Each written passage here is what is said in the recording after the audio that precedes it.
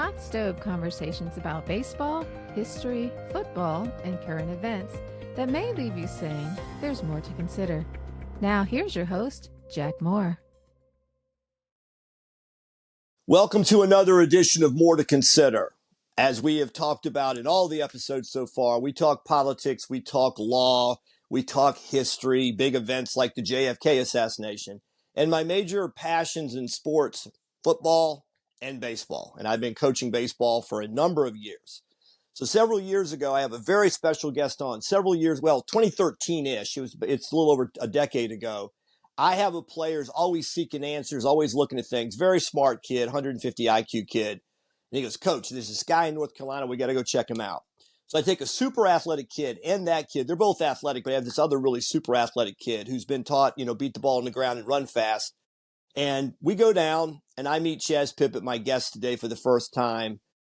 And I've never seen anyone teach what he's teaching. And my eyes tell me, and I know the eyes can lie, but I'm seeing immediate changes in the dynamics of their movements and hitting. And the thing that really struck me is Chas says to these players, guys, you've all been taught to hit. I'm going to teach you how to move. And I was like, whoa, okay. So when it ends, he said, I'd like you to do a little speech for me. And it's still up on YouTube, I think now 10 plus years later. And I was like, dude, you're the goods. And he goes, no. I want you to really research what I'm doing. I'm like, nah, I can already see it. My guy has improved 10 to 15% on exit velocity. I started to understand what some of those movements meant. And all the people I have on, I got to tell you, this is one of my favorites. This is my brother. We've been through thick and thin together for quite some time. Chas Pippitt, how are you today, sir?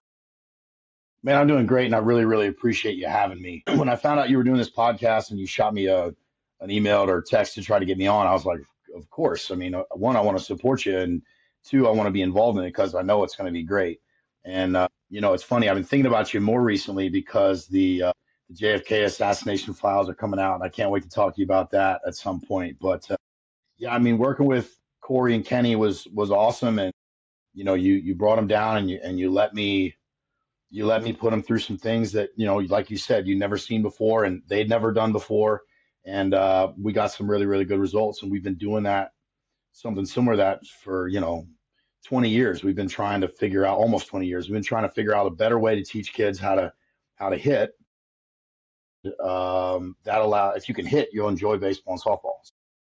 If you can't hit, the game tells you thanks, but no thanks. So we want you to play as long as possible and enjoy it as much as you possibly can.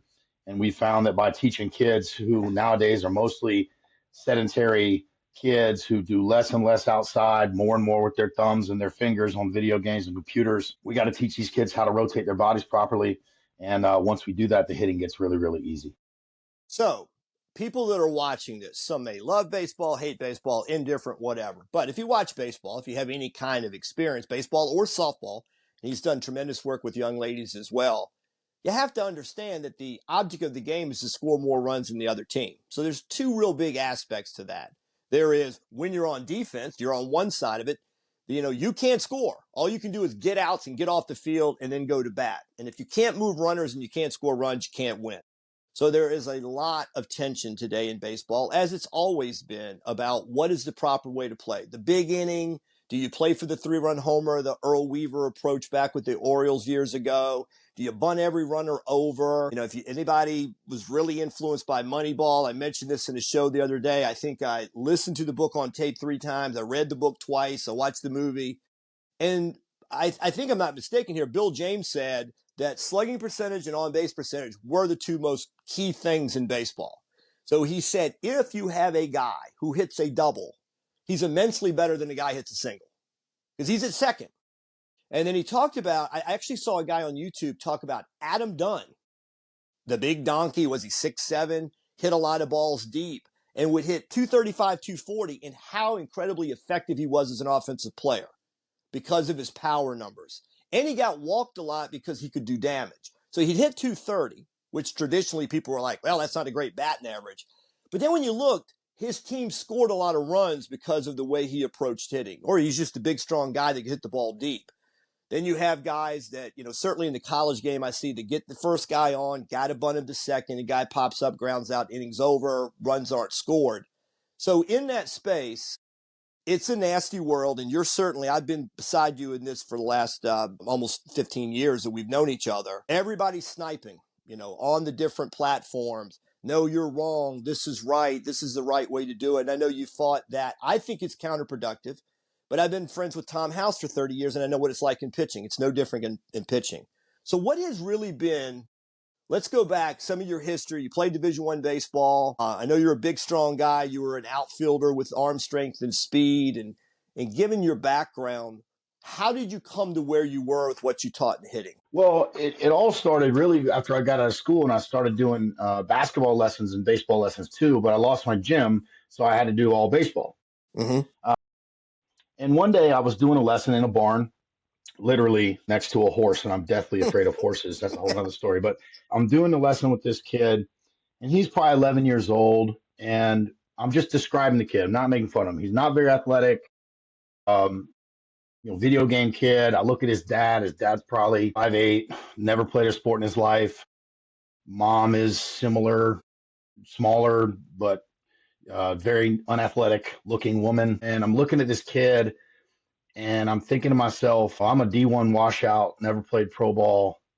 If I teach this little kid the same thing that I did, mm-hmm. he's got no shot to be successful because athletically we're not the same. Mm-hmm.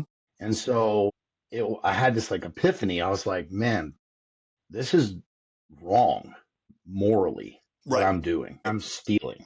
Right. And I'm nice and I'm friendly and I like kids and I'm trying to be helpful. At this point, I'm either engaged or married. I'm married at this point. I'm working hard for my family. I'm trying to make ends meet. But man, I just couldn't get this out of my head. So I started looking at hitters, obviously, but then I started thinking, okay, what are they all doing? They're all turning. Okay, well, who turns better than baseball players? Gymnasts, divers, discus throwers. Okay, well, how does strength work with rotation? Then I started looking at offensive linemen and wrestlers. And I was like, man, there's some common denominators here that my kids are not good at. Mm-hmm. They don't rotate well. They don't resist rotation well. They are generally timid and scared to make a mistake. Yes. And I have to find a way to remove this fear of failure from their training so that I can get them to go fast enough to feel this movement that will work better so their body will accept it and be willing to try this when they're hitting. I look at it a lot like how babies learn to crawl and then walk and then run. So, when a child first learns to walk, they're very, very wobbly and slow and they fall a lot. So if they really want something, they drop down and they crawl. They're much faster crawling at first. Mm-hmm. Well, the day they stop being faster crawling, they stop crawling. They just walk everywhere. And then they learn to run. My 8-year-old has learned to run. And he just runs everywhere and tries to die. He'll eventually stop doing that, I hope, but it's only one speed, right? So he barely walks now. It's just do everywhere he goes, right? So your body wants to go fast. It wants to be efficient. It likes speed, okay? And it accepts faster movements very, very quickly, in my opinion. So I wanted to give kids a way to practice the skills of rotating without the failure of hitting. Yes. And that's when I started coming through the process of the progression and the rack and rotational skill training and then rotational speed training without an implement in your hands. Because I just think that the end result of the tactile feel of the bat or even a med ball can actually slow you down and distract you from the actual goal, which is turning your body as fast as possible. Yeah, for folks that are listening, I want to say something real quick because I know what you're saying. So when I saw you that first time, I had never really seen a person teach, one, what you were teaching, but two, what you just said, no bats, no other implements. The rack that Chas is referring to is a device that basically hooks back underneath your triceps across your chest. And that's when I really got it. I'm just going to say, I didn't mean to cut you off, but I want you to make this point to people that are listening. He's got these kids in learning to move and rotate fast, to get into foot strike, into a linear movement and turn fast. Then you put the bat in their hand and you see an entirely different swing. And that's when I was like, okay, this guy's on to something. because most people are going to start with the bat. And all of the preconceived notions and all the mistakes that they make trying to drive knobs and throw barrels and all that goes out. So once you put them in that rack system, so for the people that are listening, what he's talking about is if you imagine from your head to your rear end through your spine, when you're a linear to rotational athlete like a pitcher or a hitter, once you get into foot strike, that lead foot gets in, the faster you spin or rotate around that spine, the better athletes you're going to be hitting the baseball. So you just kind of made the point. You're trying to get the kid out of the failure. Because again, if he's swinging, he is thinking, well, if I don't hit this ball correctly or hit it at all, I just failed. Put the rack on him, and now you're working towards an achievement or an objective to get faster. And what I noticed with the guys I brought to you the first time, they started squaring the ball better the faster they moved. Yeah, because again, your body wants to go fast. And the second you try to guide, like think about throwing. If you're trying to like guide a pitch, you miss. You got to throw that thing. Right. Whether it's a curveball, changeup, fastball, like you got to let it go. And so the second you start aiming, you're dead. And if you're aiming when you're hitting, you're super dead because initially you're reacting. But, the thing that I think was most impactful, and I think that thing that people understand the least about what it is we do specifically at Baseball Rebellion is we don't change your swing. Right. That's true. Just show you how to go faster in the swing you have. So if you've been taught to swing down and drive your knob, okay, I don't necessarily agree with that, but I'm going to make you go faster at it. If you've been taught to like swing up the ceiling and try to hit all fly balls, I don't necessarily agree with that, but we're going to make you go faster when we do it. So rotational skill training is just like running sprints on a track.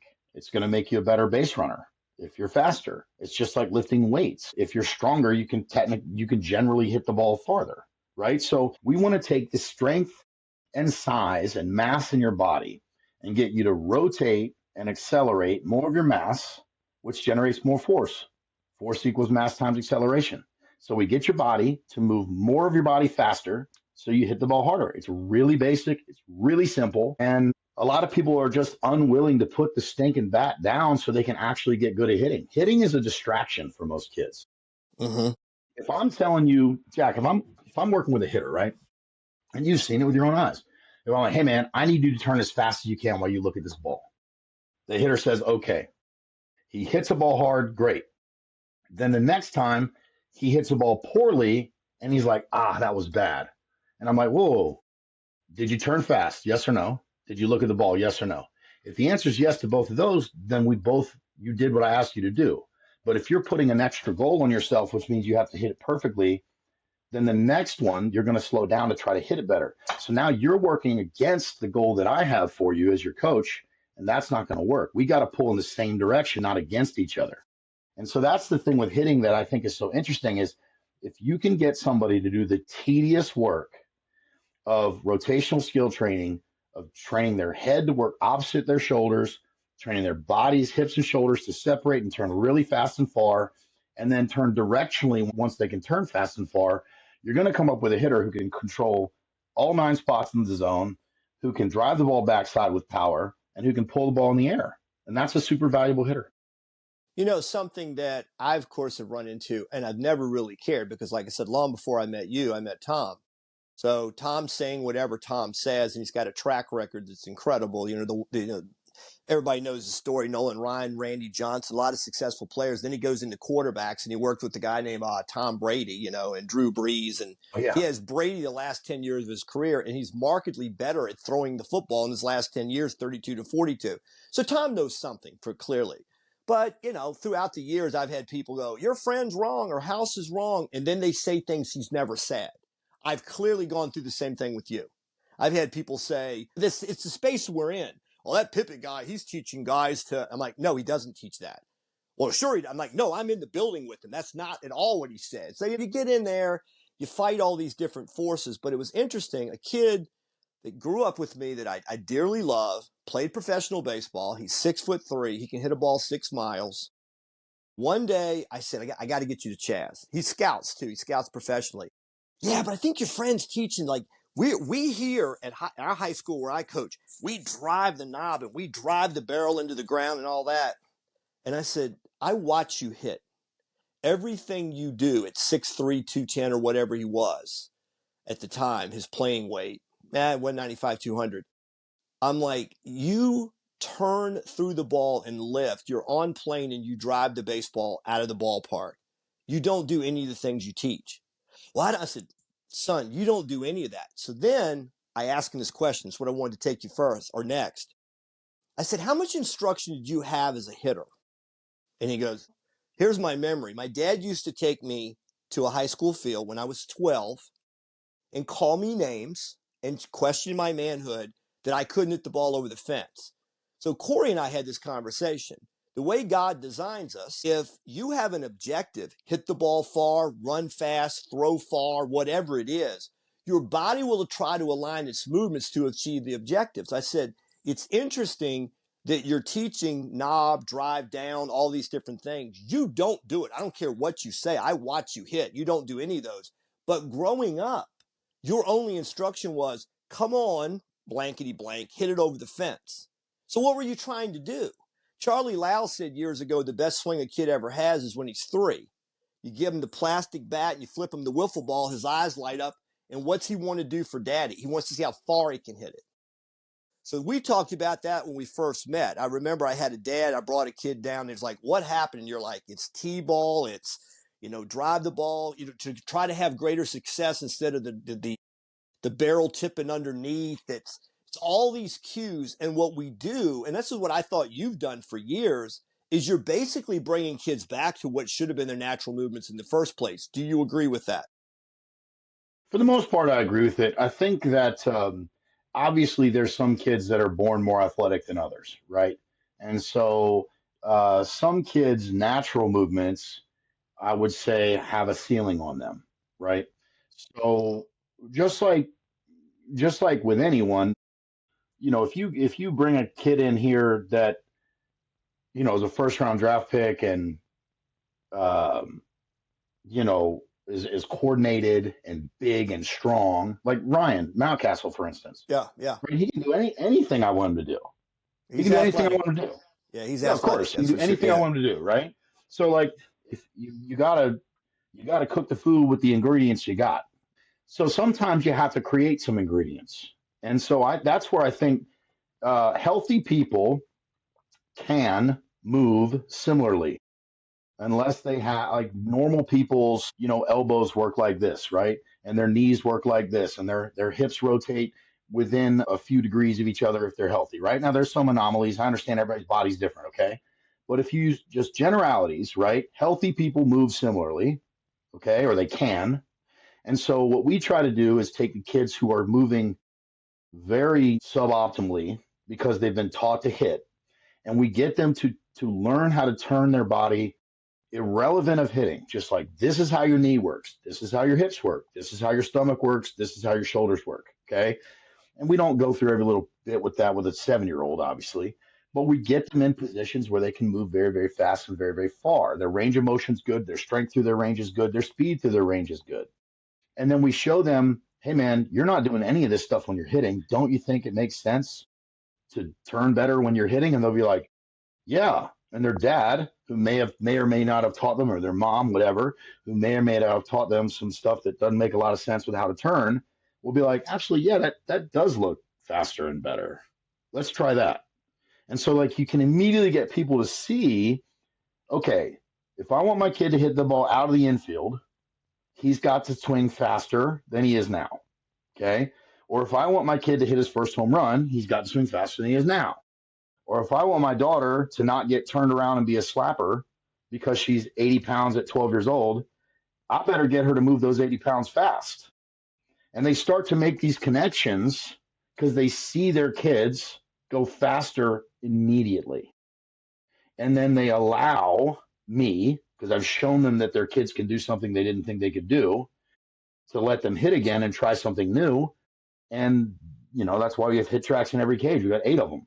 And we track every single ball so we can show the parents who are the paying customer, look what your kid can actually do if you let them learn how to do it. Now, and for And the so people that are listening, the Hit Tracks is a wonderful device because it basically puts in almost like a computer game like model where the ball goes, exit velocity, elevation, how the ball came off the bat, the exit velocities, and everything else. And then the kid, like you say, gets immediate feedback. If you want to know whether you and they love it. They sure love it. They love it. And now some people are like, oh, it's just a video game. It's just a distraction. Well, not if you use it right, buddy. that's If you right. don't use it right, that's on you. So we train with it. We don't play games with it. I No, mean, it's I know, yeah, fun, but we train with it, and we track every ball everybody's hit. So I have some kids that I've hit with, for over a decade, right? mm-hmm. And I say I like Baseball Rebellion. We've got hits from when they're 12, and we got hits now they're 22. Yeah, And we can like, remember when you started? Look how funny this old report is on this hit tracks. And they're like, oh my gosh, God, that's so funny. I only hit it 80 feet. Now I hit it 430. Like it's just fun to see that stuff, and you prove improvement that way. And when parents see and players see that they're actually getting better at hitting the ball hard, they trust you mm-hmm. and they allow you to show them things and work through hard things that they haven't done yet that they need to learn how to do. If every hitting lesson you go to is all feel good flips and tee work, that's not going to work. Like it's not going to translate. Like you got to be willing to allow your child to fail at a lesson and work through that failure, work through that adversity. And it's funny, I have some kids that I watch, they go off the machine, right? And it's hard. It's game speed. Our Mm-hmm. machines throw 95 miles an hour. So if we've got 12-year-old hitting off 65 for the first time from 40 feet, he's going to struggle. Sure. He's going to struggle. Sure. And I watch the dad sit up there and he's watching the kid and he's doing all this and he's squirming everywhere because he hates watching his kid fail. I hate watching my kids fail. And then the kid gets it and you can see the relief and the surprise and the parent. And then I go up to the parent at the end and I say, hey, I really appreciate you allowing me to take your kid through that adversity. I really appreciate you letting that happen because this is where we can go now. And look at how much confidence he has now that we did something hard. Okay. And he got through it. I tell kids all the time, we're never going to ask you to do something you can't do, but we will ask you to do hard things you haven't done yet. And that's the big difference here at Baseball Rebellion with the baseball kids and the softball girls too, is we're going to throw you in some deep water, but it's not unfair deep water. It's age appropriate, goal appropriate, and skill appropriate tasks. So if you tell me you want to play softball at Oklahoma, we're going to do some hard stuff. You tell me you want to make the JV team as a sophomore, we're going to do some easier stuff because we have different goals. We're going to make sure you can achieve whatever goal that is. All right, here's the big elephant in the room, though, because you and I have lived this. Oh, boy, we've lived this together. And I've seen the frustration I've seen it in players I've worked with, and I know it's a lot of your history as well. Everything you're saying, you got that kid to start to figure out some things, and he's hitting the ball. Tell you a horror story. About 10 years ago, it's post us meeting. I have a kid 6'3", 210 pounds that runs above average. So for all the people listening too, we throw around a lot of terminology. I'm not a professional scout. I've been around them. I'm a lawyer. I've done player representation, and I've certainly been around enough pro people to understand there's language that's used and there's measurements. Baseball, for whatever reason, uses a 20 to 80 or a 2 to 8 scale to measure things. A 50 in that scale on the 20 to 80 is an average tool. What does that mean? Now a fastball in the big leagues is probably a 93. A 93 is a 50. So when a scout's putting together a raw score, a guy in the draft that's a 45 to 50 means he's a major league player.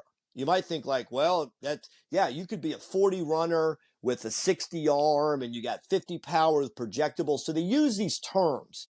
So a few years ago, I've got a disciple of Chas playing for me at a school and a coach who is anti everything. And then I'll get back to the 6'3" kid. But I'm at this school and this coach and anytime anyone in coaching says to me, but you have to understand, I know something really bad's coming behind it. So we're showing video of major league hitters turning the barrel, how they move. And he goes, well, yeah, you got to understand that's a major league player. You can't ask that of a college player. So I'm standing in a room and there's a kid I know what he did in scout day. And I'm like, hey, kid. He goes, yes, sir. What did you run in the 60 in the fall for all the pro teams that came in? A 6'6". Well, 6'9's average. And I'm like, was that a high school 6'6"? Was that a college 6'6"? And then I said, what arm grade did you get? With average arm strength, being a 90-plus arm at 50, what arm grade did you get? He goes, 55 is what they told me. So you have an above average arm. Was that a high school 55? And then the guy's like, yeah, what's your point? I said, my point is that kid's got an above average arm and above average speed, and he's never going to play pro ball because he hits the way you teach. He hits what you teach. So back to the summer league, first at bat, I got a kid, his feet at 6'3" are touching both ends of the batter's box. He dribbles a ball straight down the ground to the shortstop, and he runs it out, and he's out by 3 steps. I don't know him from Adam. Beautiful kid. And I go in, and I'm like, hey, it's summer ball. You open to some things? And he goes, yes, sir. Yeah, sure, okay. In 2 weeks, and you know the other kid that was working with him, Josh, we work with him. He's hitting balls a mile. He's athletic as hell. He went to Virginia Tech first. They told him he wasn't ready, sent him to a JUCO. So now he's at a Division III school, and he hit the ball backside off the fence for a triple, and he got to me he's beaming, and I said, hey, that beats the hell out of ground and out, doesn't it? He goes, yeah. Calls me in the fall. He's putting on a display. It's one of those, coach can be on the field but not be active. And he says, coach, he called me, he goes, coach, I'm really in trouble. So what's the matter? Well, in BP today, every other swing I took, I hit it 6 miles out. I was just like driving the ball. And coach comes up, he goes, hey, tell you what, you hit 1 ball in the air this year, you will not play. So you know what I'm bringing up. You can get these kids. So this kid's like 6'3", 210. He's not a burner. He's a 6'8" runner. He's not a 6'2" runner. He's a big body kid. He's going to be good first to third and second to home. He's going to be that kind of runner. And now he's already past a pro prospect. He's 21, but he's got a coach. The coach yells at him, what do you think you're doing? He goes, I'm hitting, coach. And he goes, well, I tell you what, you hit a ball in the air like that, and it doesn't make it over the fence, you're sitting. So now what? So the coach is a big proponent of everything's a ground ball backside. That's all you do. So you got a 6'3", 210-pound kid who can launch the ball, and now he's got to go back to school, and he's calling me, because I'm Uncle Jack. He's like, dude, I'm despondent because I love hitting the way you and you guys were teaching because I felt it. Now coach says if I don't dribble the ball on the ground, I don't play. So address that issue from your position, what kids go through. And, you get them to a different area. They feel something, they're having success. Then they go back to their high school or college and they're told they can't do it. I know it's a touchy subject, but how do we address that? No, well, it's not touchy. It's tough, but here's the reality is I don't write the lineup. So if you've got to have some perspective, like if you're going to go play for that coach, okay, have a little back control and take a good swing and hit the crap out of a ground ball and get in the lineup and then hit. Because if you're 3 for 4 with a couple doubles, he's not going to take you out. Probably. And if he does, he doesn't want to win. And so I don't believe that coaches are like malicious. I really don't. I think that, and this is me maturing, I think that coaches want to win. I think, just like I was talking in generalities earlier, right? Generally, I think healthy people can move in an optimal way. Okay? That doesn't mean they all will. That doesn't mean they all should. It just means I think that most of them can. And I'm using generality. So most can move in an optimal way. Okay? So if he's coaching a Division III school, he doesn't have a lot of athletic talent walking through that door. Exactly. So most of the time when a guy hits a ball in the air, it doesn't go that far. Exactly. And so I can understand now at 42, 19 years into this, how a coach at a smaller school with less talent can be like, fly balls are terrible. Ground balls are a better decision because if you have less talent hitting, I'm going to make the assumption you have less talent athletically, you have less talent fielding. So there's more errors, there's less range, there's things like that. So you can sneak some more balls through. I understand it. I don't necessarily agree every kid should be hitting backside grounders, because if most of your kids are, 5'10", 170, yes, they probably don't have a ton of power. But if you've got a couple kids that are 6'4", 220, they probably should have a little bit of different approach, just like they do in the big leagues. Yes. You've got leadoff hitters and 9 hitters and 3 hitters and 4 hitters. Like they do Yes. different stuff. So on every team, at every level, there's different hitters with different roles. And I think coaches should have the ability and openness to train different players to do different things. For instance, I have hitters, I'll just talk about my softball girls. I've got hitters that are in the SEC and the ACC and the Big Ten. Okay. And I guess what used to be the Pac 12. I don't know how the conferences work anymore, but all over the country, big schools, Power 4, Power 5. Okay. They've got more power. They hit the ball harder. They're bigger. Okay. They need to be hitting the ball as hard and far as they can as often as possible, generally. Okay. And I've got girls going to some smaller schools that aren't as big and aren't as talented, like physically, right? I'm talking like some of these girls are like 6'1", 210, and they carry no extra weight and they're just athletic as heck and they just smash the ball, hit the ball over 90 miles an hour, some of them. Okay. That's different than a 5'6", 130-pound girl. Okay. They should not hit the same. They shouldn't hit the same. They don't have the same role. They don't have the same physical tools. Now they can both turn really fast and hit the ball as hard as they can. Right. The bigger one should hit it higher than the smaller one. Right. So understanding that, the 6'1" girl, when she misses, should hit it at 40 degrees because she can still hit that out. 40 degrees launch angle like this. Okay. The smaller girl should hit it at -10. They both take the same swing. You're just aiming different height on the ball. So understanding approach, understanding how people will be successful when they miss a ball, when they make a mistake and like hit it off the end or hit it off the handle. A bigger, more powerful player is going to have more success up. A smaller, less powerful player is going to have more success down. So you just have to understand that. And so on that specific player, I wish he had gotten a different opportunity. I wish he had gotten a different chance to find out what his season could have been like. Join the conversation. What do you think? Let us know in the comments. Well, I think he was a pro prospect. He just was at the wrong place at the wrong time. What I saw, I'm telling you, a 6'3" kid with his body, he was that guy. But I think coming out of high school, he went to an ACC school, and I think it was like, maybe this guy's got some upside. He didn't develop fast enough. He didn't really have the background. So then he fell through the trap of falling into the D3 model. And I'm totally with you on the type of hitter. But I had a kid one summer, too, that was crazy athletic, fast, arm strength, like a 6'5" runner. And he launches the ball in summer league. Because these guys, I'm not trying to blow my own horn, but they like playing for me because I'm like, hey, let me see how far you can hit it. But coach, don't you want me to ground out? And I'm like, no, let me see how far you can hit it. So he hits a home run one day. And the kid and I were very, very close. He's working in the Atlanta Braves organization now. He works in their front office. Very athletic kid. And he comes in and I shake his hand. I'm like, dude, you crushed that. And he goes, coach, it's the first home run I've ever hit. It's in summer league. And he hits it 6 miles over the fence. And I was like, wait a minute. He goes, no coach has ever allowed me to hit a home run. He said that. Yeah. And I was like, whoa. Now he was 5'11", 190, kind of looked like the Emmitt Smith body. He was an all-state running back, physical, strong, kind of kid that looked kind of big until he took the shirt off and he's ripped. He's just that kind of body. But when he hits this home run, he looked at me and he goes, coach, no coach has ever allowed me to hit a home run.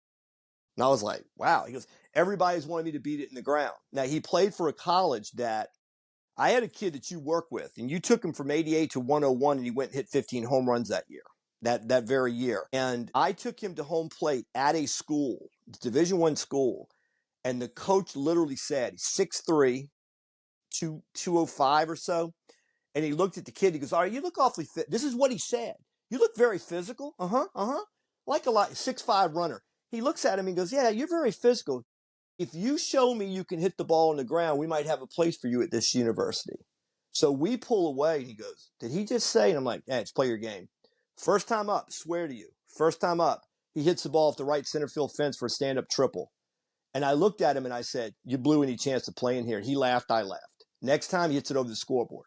And I'm like, now you've really done it. The coach did not approach him after the game. Chas, he hit a triple to right center, and he was standing up at third and hit a ball to the scoreboard, and he did not get talked to. And the coach literally said at home plate, he's 6'3", 200 plus pounds. He's a specimen. And I don't get it. Now, again, if that's how he wants to run his team, fine. But I just watched a kid hit a triple and a home run, and he can run like a deer. I don't have any interest in that. And that's what these kids would tell me. The coaches were ball and air bad. I don't care. I don't. And Kenny that we talked to, he was in Division I at one point, and he told me that he grounded out one day, and he was going through going through first, running, and the coach went, "That a boy, wait, hit the ball on the ground." No, back up. I'm sorry, the sequence. First ball he hit was right center, and the guy in right field in a dead run caught the line drive. Dead run. Mm-hmm. And he goes, as I went through first, the coach like, "Come on, Kenny, get the ball out of the air. Come on, damn it." And it's a line drive that gets run down. He goes, "Then, coach, next time up, I ground out to short." And he goes, "That a boy, Kenny, way to hit it on the ground." Then he goes, "My next time up, I hit the scoreboard and hit a home run." And as I'm going around first, he goes, "That a boy, that's the swing we taught you." And he goes, "Coach, what's the message? Line drive gets caught, bad Kenny. Ground out, 6-hop ground ball to short, good Kenny. Ball over the fence, great Kenny."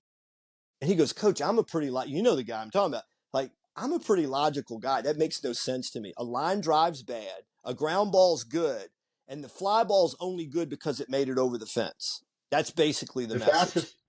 The fastest way you can get a coach mad at you is ask him to explain something to you. Yes. Especially in a team setting, because what I tend to find is if you keep asking questions, right, people who don't have good reasoning and good factual basis behind what they're saying, they get mad very fast. Mm-hmm. Whereas people who do have facts and logic and have done the research, they tend to continue to have answers to your questions. And right. The answers continue to make sense. Right. And that's something we take a lot of pride in at Baseball Rebellion, and you know this.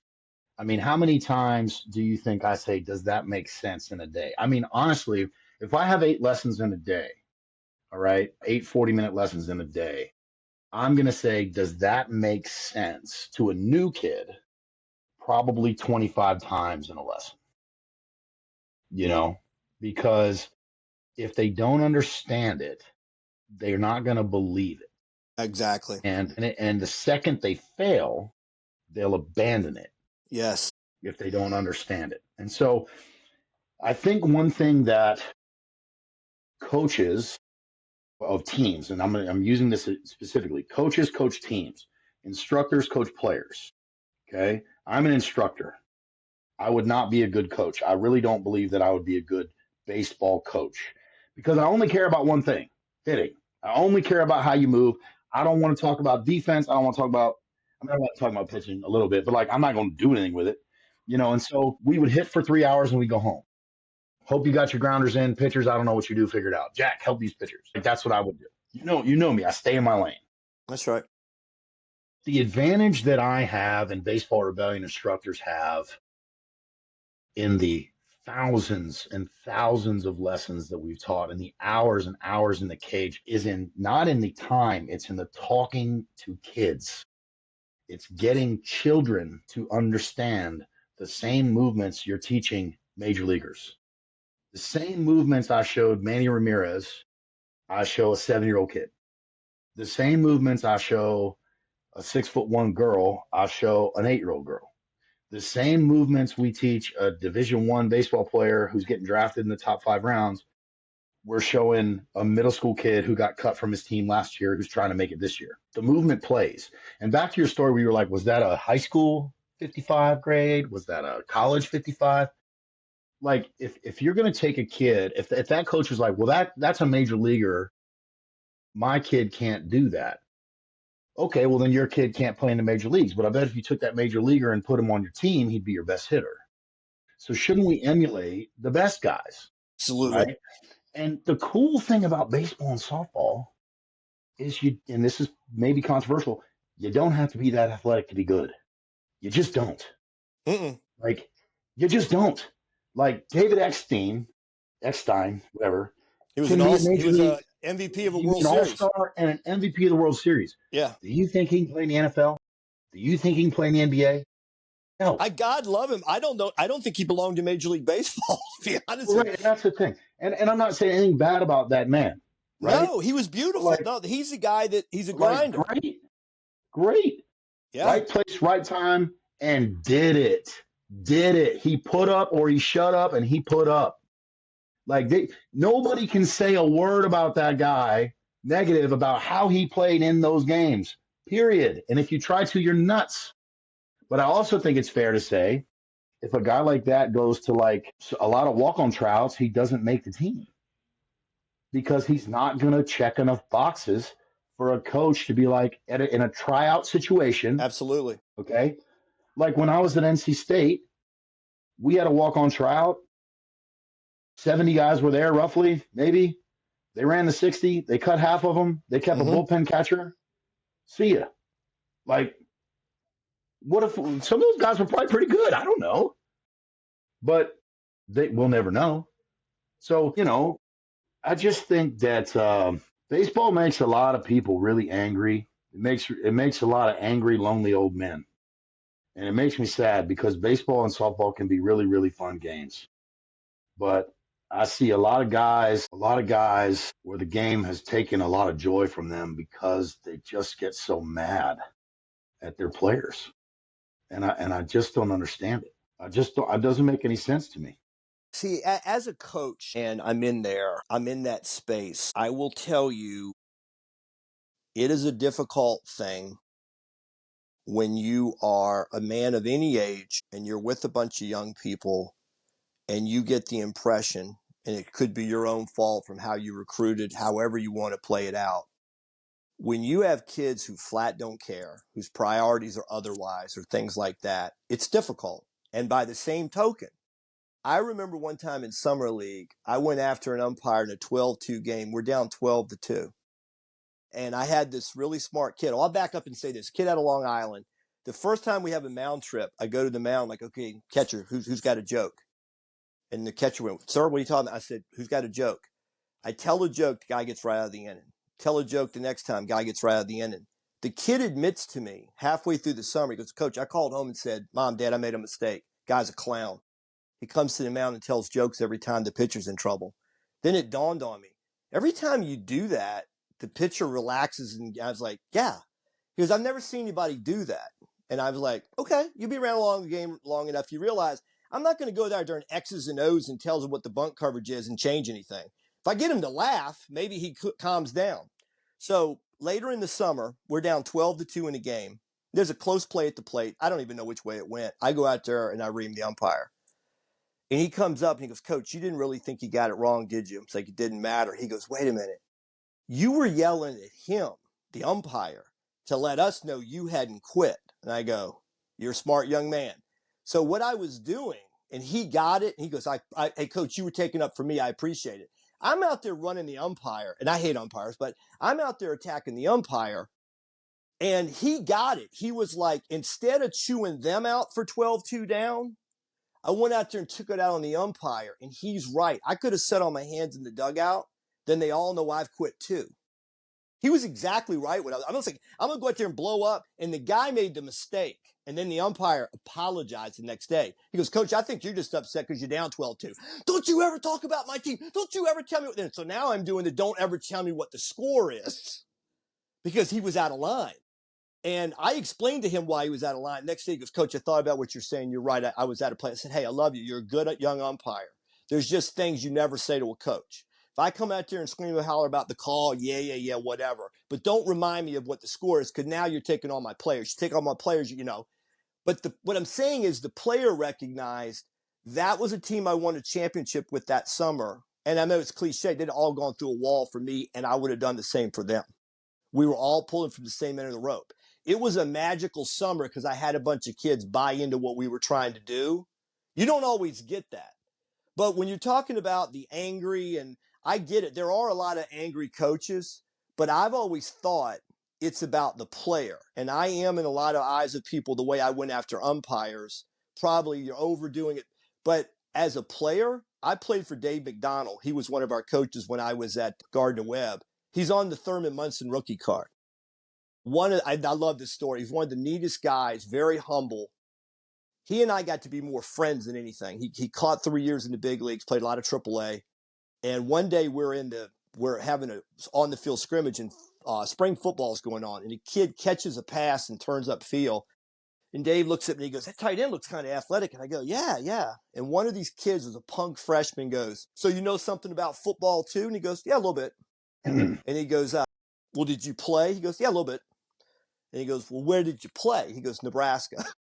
He was on a national championship team playing defensive end, signed with the Yankees out of Nebraska, and went on to play in the big leagues. I learned more from that man than anyone I was ever around. And he would go after umpires. And I remember one time, and he was great. He was the one that backed them into the reasoning corner. They had nowhere to go. And one of my teammates one time was like, why does coach get all over the umpires? Like, dumbass, he's taking up for us. That's what I felt as a player. I recognized he was fighting for us. And I like that. So players are different. I don't know that guys see it that way. I didn't respect a lot of coaches I had. Most of them I was indifferent. They wrote the lineup, whatever. But when there was a guy that coached me and I felt like, yeah, he fights our battles for us. If there's bad calls, whatever, you know what I'm saying? You're in the energy of that guy's pulling from the same end of the rope. Not that he's belittling us all the time. He's not that yeller guy. He yells at the opposition or he yells at the umpire, not us. But he'll tell us when we're wrong. Now, Dave, this guy, man, you didn't do something, he was up your ass. He was going to say something. But I always thought, if he's saying something about my performance, I deserve it. Because I respected the guy. So it is tough, but I do want to talk about this other space. So I've watched you over quite a bit of time. I've seen you go from your 30s into your 40s. And again, you know, I think the world of you, and you're a brother to me.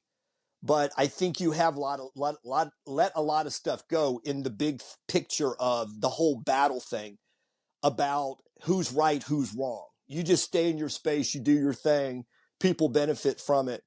But as a person who is watching all this and observing this objectively as I can, baseball is a minefield mess, I think, on the instructional side. The way people are fighting over, nitpicking over things that my eyes tell me everybody's got a little bit of right in it, and they've probably got a certain amount of wrong. But I saw a guy post on YouTube the other day, I think, which is exactly right. It's all your perception. Like, people could look at Willie Mays, Hank Aaron, Mickey Mantle, and they're like, I swear to you, you know this. Look at how he stays back. Look at how he throws his hands. Mantle had a 28-inch stride from the left side and 24 from the right side. Mantle wasn't staying back. I don't care how you look at it. And guys are doing things that were great that people can look at. Like, look at Ruth. He's driving the knob to the ball. Well, the knob clearly goes in the direction of the baseball, but he turned the barrel behind him. The barrel was working back towards the catcher before it got into that upward turn that Ruth had great mechanics. Ted Williams maybe had the best. I mean, people like Bonds, don't like Bonds. Kind of hard to argue with the numbers. So we can pattern ourselves on things we see. But I think most hitters that are great in spite of what they've heard. You know, and I think that when you look, as a matter of fact, real quickly, I hope I can get this on here for everybody to see. This is one of my favorite pictures in the world. And this is a picture of Willie Mays playing stickball in the streets of Harlem when he was with the Giants.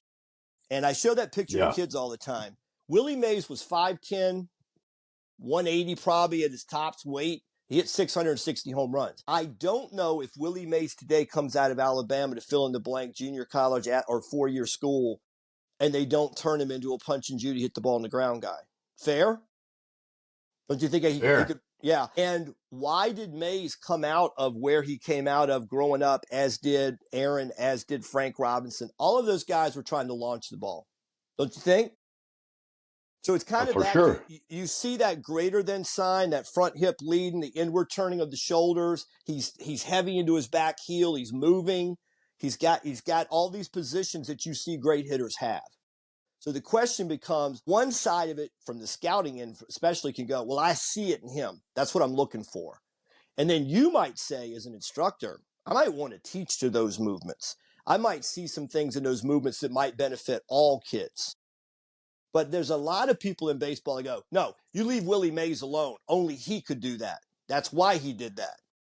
And you shouldn't teach to it because others can't. I hate that thought. then you'll never have anybody any good. Exactly. Well, that gets Like back then to what I said. it's all just a genetic race then. Yes. So what are we even doing this for? Let's just legalize all the steroids and make everybody as big and strong as possible, and just like let's just get a whole bunch of Stantons out there and we'll figure it out. Like turn into Gladiator. Like little guys got to have a mechanical advantage or they can't survive. Okay, period. And so Willie Mays had to move a lot. He had to have that great advance line. He had to move his body. Same with Mantle. Those guys weren't built like Lou Gehrig was or Aaron Judge is.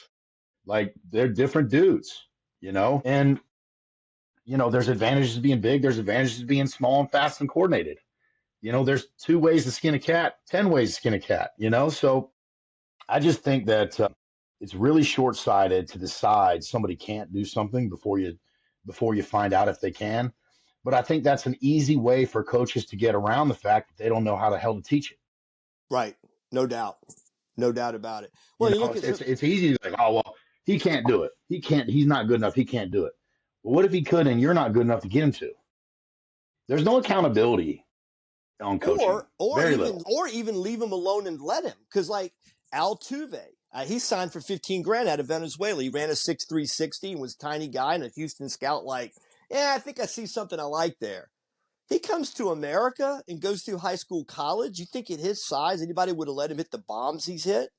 Now, he figures it out somehow. Yeah, they're not going to let him do it. Like, he's way too undersized. He's not that guy. Well, actually, he is that guy because he's been doing it at the major league level.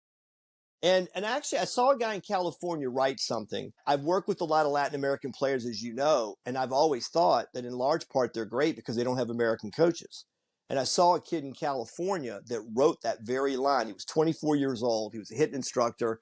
And he said, now post my high school and college, I'm pissed. Because he said I was a 6'5" runner with arm strength and I never made it as an outfielder. I got some looks, but, I never really produced. And he wrote, I think that my greatest detriment was growing up in America and hearing the crap that I heard. So I called him. I saw him online. I called him. And I said, man, you stole my line. I'm like, Latin American hitters are better because they don't have American coaches. And he laughed and he said, man, I look back at how athletic I was. Well above average runner. He goes, dude, I was 90 plus out of the hand. I could throw clotheslines from the outfield, but everybody had me hitting weak ground balls every day, and it didn't rate. It didn't grade to the next level. And now I'm kind of upset because I wonder how much better I could be.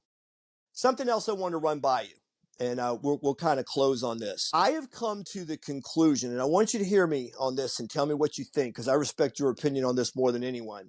I played a lot of tennis, and I used to think about how, and I could hit a tennis ball hard. From my side, I could really hit a tennis ball. There was something about tennis I could hit the ball hard. And I remember thinking when I went to hit a forehand, I right foot planted, rotated back, knock the hell out of it. Now, if I got a backhand, boom, boom, boom, set the feet. I was always moving the feet to get to a spot to generate it. I never thought with the knob of the racket. I never thought get the knob inside the ball. I didn't think anything other than turn at the right time. Turn at the right time. So a couple of summers ago, I'm coaching in a league. It's a pretty good college league. And I got a kid in BP. He's doing whatever he's doing. And I said, he's hooking everything. And I said, let me ask you something. I said, what? I said, what part of the ball do you see when you hit? Coach? I'm like, what part of the ball? I don't know. I said, let's call this the front. Now the ball starts coming in. What do you see more and more of? And he goes, I don't know what you're driving at. I said, you see more and more of the inside and top. Fair? He goes, yeah. I said, hit that. Hit what? I said, hit that. I want you to see as much of the inside of the ball as you can. Next round, he's hitting the pull side, but everything's a backspin line drive. Swear to you, true story. Swear to you. I said, one more thing. When you get in the game tonight, we were facing a 91, 93 mile an hour guy, Division I guy. I said, I want you to pick up painfully early, and I want you to move very slow, and then just track, do your thing. He hits the ball over the scoreboard. And I mean, he did. He picked up really early, kind of hung around, and boom, then he went to the ball. He hits the ball over the scoreboard. He comes in, he goes, USOB. And I'm like, what? He goes, what were you talking about? Like the ball like it was standing still. I said, all of you guys are hearing, get foot down early, be down early, all this, and you're just chopping, you're getting stationary, then you're trying to generate. The reason I bring that up is, in the timing of hitting the tennis ball, I never thought about getting my front foot down early. I just married the speed of what I was doing to the ball, the pace the ball was hit. And I'm telling you, my own personal experiences, I had a kid this weekend with the team I'm coaching, very static. And I said, son, I just want you to move early. What coach? Dominican kid. I said, just pick up and move early. I don't care how fast. I don't want you to move fast. I just want you next ball off the fence. Now, I'm not kidding. And you could see it. Then he went back to being static, really being on his back leg. And at the end, beautiful kid. I said, son, do you feel? Yeah, coach. I kind of went back to the other thing. I said, yeah. So we got to move. But here's my point. I find more and more in my little bit of instruction time as a hitting coach, it's all timing. Because I think the swing is kind of natural. What you're teaching about turning faster, I think is absolutely, I've seen it. But I really think that a lot of kids, if they learn to measure the pitch with their legs, that's what I keep harping to them. I'm like, guys, hit the baseball in the timing of your lower half. Your upper half will know what to do if you're in the right place at the right time. Do you like that? Where am I wrong? What do you think? Okay. So timing is something coaches have chased since the beginning of baseball, right? And when I ask a kid, hey, what do you feel if kids, miss hitting the ball, whatever? What do you feel? Machine, front toss, doesn't matter. Or in a game, they're on the phone, like they're off wherever they are playing, right? I just can't figure out my timing. I'm like, okay, cool. Send me your video. Okay, so they send me the video. Like I had a girl send me video today, college girl. Mm-hmm. She hit every single ball. She hit off the machine. She hit every single ball. So 100% contact rate. We'll say it was around a 7, 5 were foul balls under each one. Okay? So this is something I've been talking about a lot lately, and I want to know what you think about this. Yes, sir. Let's say you have, this much room. So I can barely touch it late. I can barely touch it early. I can hit a fair ball. I can hit it really, really hard. I hit it perfectly. So here's your timing window. Does that make sense? Absolutely. Okay. What's your height window? This big? If you're under by this much, you're out. Yeah. If you're over by this much, you're out. Agreed. So the height of your swing is literally 60 to 80 times more important than your timing. Okay. Think about how many times this fits in this window. So the likelihood of somebody having a timing problem and the timing alone being what got them out is almost zero. Got it.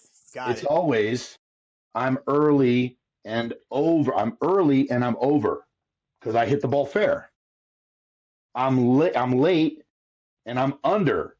I popped up. Okay. Right? So if this is perfect timing, yes, my nose, and I miss by this much early, I hit a double.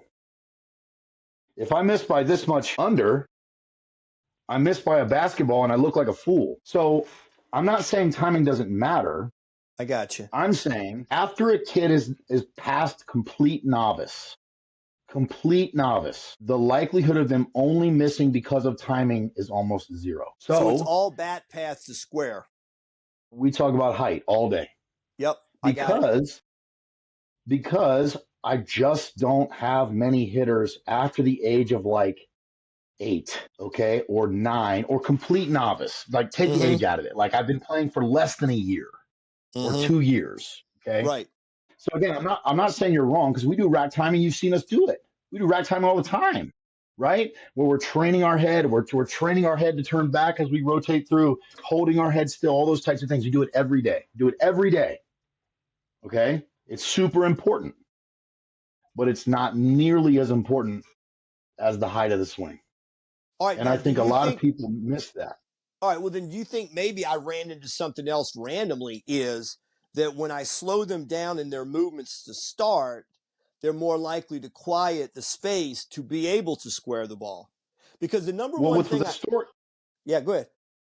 With the story you just told, the back of the ball, and as it gets closer, you see the top inside. You changed the height. Yes. Timing was fine. His timing was fine.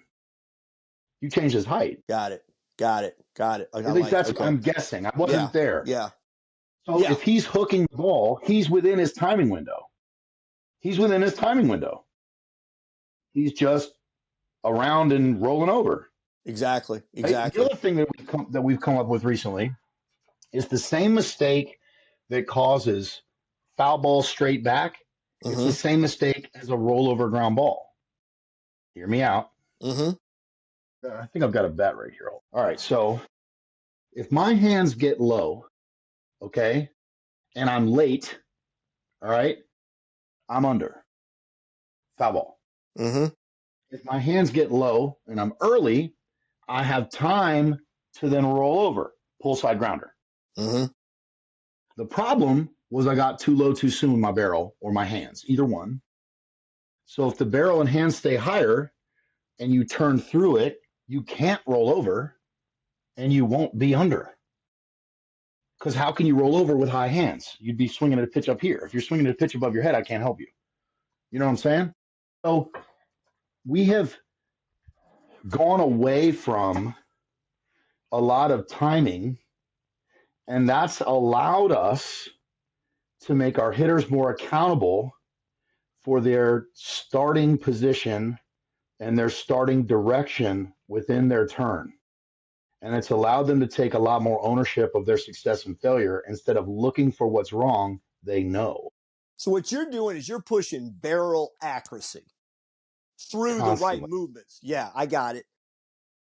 Yeah. Which is what most people don't think about baseball rebellion. They think we're teaching all pop-ups and fly balls. But like, think about that. I started in a barn, and now I've got a 10,000 square foot facility with 8 hit traxes and TVs everywhere, and technology everywhere, and I'm certified in all kinds of different biomechanical things, and our hitting coaches are great, people flying from all over the country. If we were teaching pop-ups, why would we not be in a barn still? Why wouldn't that be like selling cars or something? Like, people need to take like just a second, and think a little bit more critically before they like bang on somebody. Not just me, who cares? Right. But if you got a successful business, like, they're probably doing something right. Okay, especially if they survive COVID. Okay, so you take there's hitting facilities all around here all the time that start and fail. It's fine. They fail because they can't make kids better. The instruction isn't any good. That's why they fail. So we've been going for almost 20 years because we work really hard at it. It matters to us, and we're willing to look at problems differently. Like, the timing, you thought about timing, and the kid may have thought about timing. But when you said hit the top inside part of the ball, you didn't change his timing. You gave him a calmer stride. Yeah. But his time was probably within this much the same. Yeah. Probably within a baseball the same. But you completely changed his height, and it completely changed his trajectory. But I'll tell you, I actually watched a former big leaguer, older gentleman, really from 10 years ago. I found a video, and he was saying how much baseball got messed up by Tony Gwynn had come out famously and said, you have to have foot down halfway to the plate. He makes that comment. Then he was with the major league club. He was with the big league club, and he goes, man, we go to spring training and it's awful. We got all these kids slapping their foot down, and everybody like, coach, it doesn't make sense to me. One thing that Tony Gwynn said, not to knock, God bless Tony Gwynn, but it was like he said something. Now everybody's trying to do it, and they're not really understanding the why.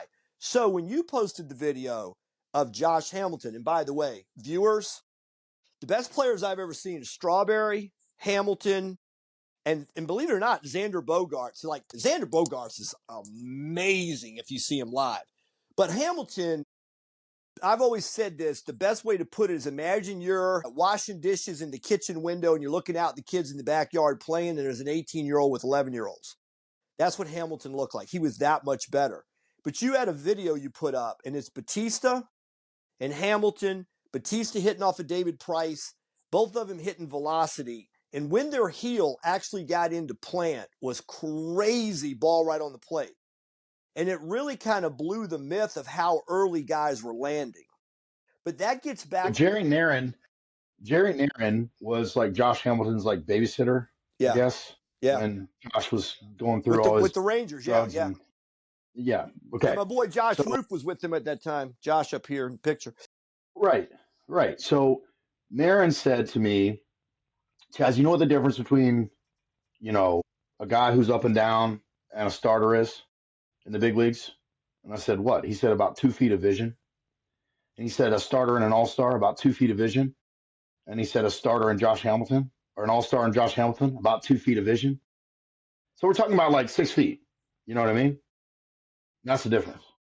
Now, how is he able to have 6 feet of difference? He turns faster than everybody else. And that's the gift of rotation. Right. If you teach somebody how to accelerate and rotate really fast, accelerate fast, rotate fast, and maintain direction, you give them the gift of time. Amen. The gift of extra vision, of extra time. And so that's the difference. And so, I remember that him saying that to me, I was probably 26 or 7, still in the Barnes. And he had seen me do a clinic or something, Mr. Nairn. And he wouldn't remember me if I walked into his office right now. Right. But he was super nice to me, and he was willing to meet with me. He was willing to talk to me more and willing to help me. And, he was very, very gracious with his time. And I remember in our conversation, that's the main thing that he told me that stuck out. And I just loved it because it made so much sense to me. And I wanted to say one more thing before we go. You mentioned Dominican guys. When Manny was in my building, he took video of this little 7-year-old kid that I had in my building. I was there to see it. I remember that. And he goes, I've never seen a gringo hit like that. That's right. Right. And he couldn't believe it. And he was like, where I'm from, we got to hit like that to get off the island. I mean, that's a real thing. You don't get off the island hitting a bunch of grounders. You got to show them that you can do it. And, I just wish more kids would get that opportunity. That's what Baseball Rebellion's all about. That's what I know you're all about. That's why we've always gotten along, because we're of the same heart to try to help people do better and try to help people understand how the game can teach them the lessons that other things can't. And I want to say this in closing for everyone to hear. When you said the like mind thing, one of the things you said is so true. My buddy House told me a story one time too. He's a PhD with 2 masters. He was talking about handling coaches. And he said when he was in spring training with the Braves, there was an old school guy pitching the big leagues, household name, 10, 15 years, probably 15 years in the big leagues. And he's having them do the most stupid thing that everyone does in spring training. And Tom says, I go, hey, why do we do that? And he goes, House, go run. Go get on the track and run the track. Just run. And he goes, practice is ending. The whole morning, PFPs, the pitch and field, they're like getting done. So he's like, Skip, House is still on the other field. And he went, oh, shit, okay. He kept running the whole time. And he comes back in. This is an important take on things. He comes back over, and Tom's like, he told me, he was like, and he goes, hey, I didn't mean anything by it. And he goes, Tom, don't put me on the spot in front of the crew like that. Sorry, I forgot you on the field. I didn't have an answer. We've always done it that way. You're asking me why we're doing it. You're showing me up. And Tom said, he told me, he goes, I learned from that, he's a good cat. As long as he's been in baseball, you do the stupid ass drill everybody does or whatever it was, and nobody knows why. So in front of the whole pitching staff, he's a young guy in the Braves organization, goes, hey, why do we do that? Go run. That was his answer. Go run. And he goes, Tom said, he told me, it's like, I kind of got it. I did kind of show him up. But to what you said, and this is why I love you and respect you. And I know what your IQ is. I know baseball's not a heavily IQ sport. I mean, it's great people in it sometimes, but you've always had a slow pulsed answer. Chaz, why this? And you're like, well, I've kind of found from my study, that's the answer. There's never, because we're close too, there's never, oh my gosh, Jack got me. He's got a question I don't have an answer for. But you and I, all the way to the Kennedy assassination discussions, but you and I have always been able to just say, just now when I bring up the timing, everything you just said made perfect sense to me. You didn't got me moment. You didn't go no, let me blow your theory about timing. You gave me more information because the squaring part's it's making sense. I'm okay. So maybe it was a better thing I said to the inside of the ball. but you've always had answers. And I've certainly been around. And I mentioned Dave McDonald, rest his soul. I love that guy that I played with. I never saw a moment that if Dave didn't know something, big league experience, like I said, he's on the Thurman Munson rookie card. Dave would just go like, I don't know. Oh, that's a great question. That's how he was. He didn't have anything to prove. He played football at Nebraska, won a national championship, played in the big leagues. He never had anything. His man card had been punched. You know what I mean? So that's how he was. If we had great discussions too, because I'm like, what about the curveball or the changeup, the curveball? He would say in, out, up, down. We'd have these talks about pitching and hitting. And he was never intimidated to say, I don't know. If he didn't know, he'd say he doesn't know. And I think that's what's lost a lot is people don't know. And I think the other kind of stain, you and I both have been with people at the highest levels and the lowest levels. And some of my favorite people played in the big leagues for a long time. And they seem to be, well, that thing you talked about with Manny. I don't know what Manny was 10 years ago, 20 years ago. Well, it was about 10 years ago. But he was a blast. He was just like a nice guy. He was a lot of fun. He was just a fun guy. But the whole time I'm in that building, I'm like, damn, that's 555 home runs. In the game of baseball, 150 plus years, my brother, there hasn't been too many people better than him. No. There's and he was hardly, so impressive. God knows he was one of the greatest hitters in baseball history. So when I was in the building with him, just that part, you don't want to fanboy and, but you're like, I'm in the presence of a guy who like really made a serious dent in the history of baseball. For the good, for the bad, whatever, and he's just a dude. He's just a nice guy. He's an interesting cat. And you saw me work with him. I worked with him just like I worked with Kenny. Absolutely, you did. Just like I worked with Corey. I probably asked him a few more questions, but we did the movements. We did our ISOs. We did our rack moves. We did our turns. We did our rotational skill work. He loved it. It was super cool. And it gave me a lot of confidence to know I was on the right track. And that was years and years ago. I mean, we're significantly better at it now. It's like 10 years ago. Than we were then. Well, it was years ago. And I'll say something to the audience about how crazy things are. He was living in Florida at the time. I remember he flew up JetBlue, and he got a room there about a mile away. And he had on $1,000 sunglasses and $1,000 tennis shoes. And oh my God, I think he hugged me 3 times on the way out. He's just a super nice guy, He called me Jackie from the start, and we hit it off. I'm a Sox fan, and I was like, wow, it's Manny Ramirez. We're having a lot of fun together. But I remember after he left one of the sessions, somebody on social media was like, Chas, the hits have just started. And you're like, what'd you get? And one of the guys in the building was like, somebody just posted, what a shame. A guy with Hall of Fame credentials just went to get front toss in North Carolina. Like he had just flown to work with you. And I remember your response like, oh, as if in Florida, he couldn't get anybody to front toss him. And I talked to people later, and they're like, wait a minute, man, is that stuff true about your buddy down there working with Ramirez? Like, I was standing right there. And he was listening. I'm like, yeah, he flew from Florida because he saw him online, liked what he was saying, and wanted to work with him. And they're like, and he stayed what? 2 days. He stayed 2 days. He flew home, and he flew back the day after Christmas and 3 more days. Yeah. But people are saying to me, they're like, I said, yeah, he was on his way to Japan to play. Guys, I sat there, and then I pulled up video. I'm like, there he is. And there was you, when you're going through how the barrel turns, and he's doing it.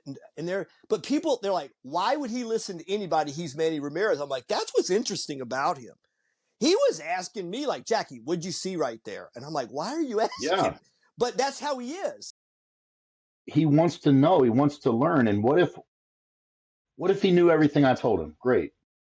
What if he learned one thing? Great. Like, what's he have to lose? Exactly. Money? All the money in the world. Exactly. Time? Like, he loves baseball. He loves hitting. There's no loss there. No. And so, like, it's a cool experience for me. It was a cool experience for you. I think he enjoyed it, too, because he came back immediately. And we've kept in touch to the most part. I mean, I haven't talked to him in a while, but, I mean, we talked for years about different things. And he sent me video of his kids, and he's got video in his house and his barefoot doing rack stuff. I mean, just a great dude. But, I mean, wanting to learn is not unique. No. Being willing to learn at that level is. But I do think it's a cultural thing too, because I think Americans tend to think in terms of, I have to crush you in business. I have to, there's all these measurables. I have to be better. And again, again, I know I'm overemphasizing this, but guys, if you look at 150 years of game and right-handed hitters, he's 15th all time, I think, in home runs. There's not too many people with his resume, Manny Ramirez. Well, there's not too many people. There's not too many people who were feared like he was either. No. You know, like obviously Bonds was the best in that era, right? Full stop. I mean, after that, it's like Manny, Ortiz, A-Rod, and that Griffey. 3-4 that he and Ortiz were was like I think the only 3-4 in history that was more damaging was Garrick and Ruth when they had that run with the Red Sox. But my and point I'd rather pitch to Ortiz than Ramirez. He was I don't pretty want to pitch amazing. either one of them, right? But I'd rather pitch to Ortiz, and that just tells you how good Manny was. Yeah, but my point is, it's hard to imagine American icons in sports sitting around in a building and talking to 10-year-olds like he did. Like I remember he approached one of your 10-year-olds and said, "Hey, young man, can I take some film and send it back to DR and show?" I think that was your guy. And he was like, "I want to show them how a guy's." And this kid's eyes are big as saucers. Like, "Sure, sir, you can," And I'm like, Manny Ramirez just asked a 10-year-old, about his swing. Like, how beautiful is that? Because this kid has no idea. His eyes were big as saucers. His dad's eyes were big as saucers. I don't think that 10-year-old just like, who's this dude with dreadlocks talking to me? Whatever, I'll just keep hitting. Yeah, I think you're right. That's an interesting dynamic that, yeah, I don't think you think of too many iconic baseball players talking to 10-year-olds that way. But that's his thing, and it's a beautiful thing. Chas, what do you like to say in closing about your business and where everybody can reach you? BaseballRebellion.com is where they can find us. If you have any questions on hitting, you can email lessons@baseballrebellion.com. A bunch of people read that email. I'll get to it. It'll eventually get to me. That's the best way to get a hold of me for sure. Just appreciative of you letting me come on. And we've written tons of articles. We've made tons of videos. Our YouTube channel is pretty big. The rack is something we still sell. And obviously, I think it'll really help you. But if you don't do it right, nothing will help you. Any training aid's only as good as how you use it. I'm working on a second book, so I'm excited about that. I'm not sure when that's going to be finished, so I'm excited there. And we're just grinding away here in Raleigh. We get close to the airport every time, so if you ever want to come see us, fly right into RDU, and we'll show you some really cool stuff. You'll have a great experience. I assure you that. Chas, this has been an incredible honor. I think the world of you. You are my brother. And baseball and all other things. So everyone watching this today, if you have interest in hitting, instruction, just generally what's going to make a mover with a rotational movement a better athlete, please go see Chas. Hope everyone enjoyed this. We will do this again soon. Let's talk some more. Pick a topic. Yeah, let's keep this up. I'd love to.